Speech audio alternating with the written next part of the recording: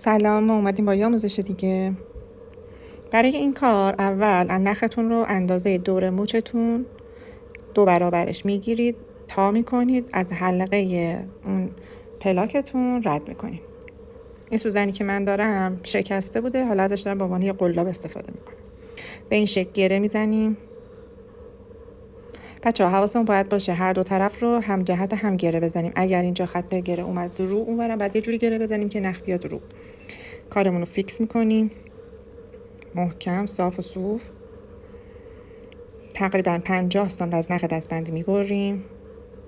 بعد به صورت نامتوازن، یعنی یه دیگه کوچولوش رو قلاب میکنیم و از این ور ردش میکنیم. اگر دست چپی هستین از این سمت، اگر دست راستی هستین مثل من از همین سمتی که الان اجرا میکنم کار رو میبندیم. گرهش رو میزنیم، گره رو محکم میکنیم، به سمت بالا میبریم.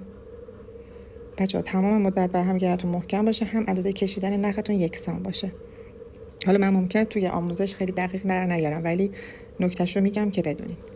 شروع میکنیم به بافتن.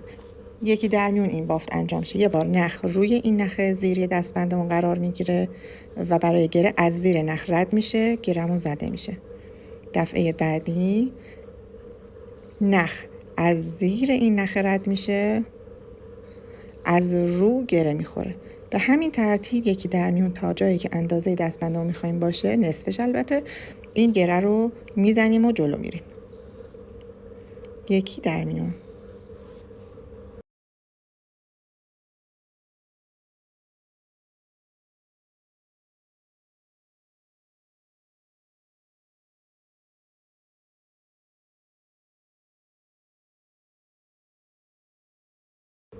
وقتی دو طرف رو بافتیم، کار رو جدا میکنیم.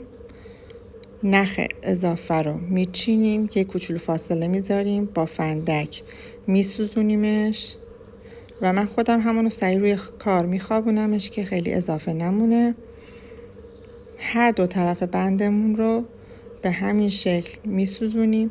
فقط حواستون باشه هر سمتی که نختون رو میخوابونید بقیه نخها رو هم به همون سمت بخوابونید که توی دست یه جاش نباشه که یه سمت هم این سمتش سوختگی داشته باشه همون سمت.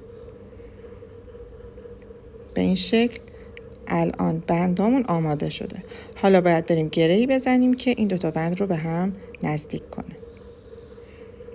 دو بند رو کنار هم قرار میدیم. دوتا نخ رو به صورت ضربدر دوتا بند رو کنار هم قرار میدیم.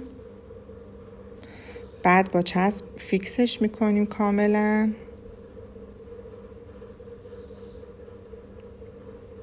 تا بتونیم شروع کنیم دوباره گره اینجا رو.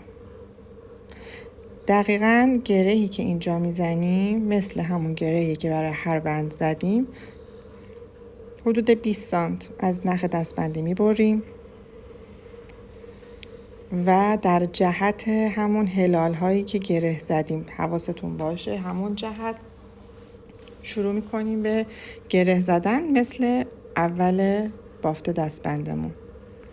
نخ رو رد میکنیم و شروع میکنیم یکی از روی یکی از زیر گره میزنیم تا اندازه‌ای که میخوایم. حدود 1.5 سانت 2 سانت باشه کفایت میکنه.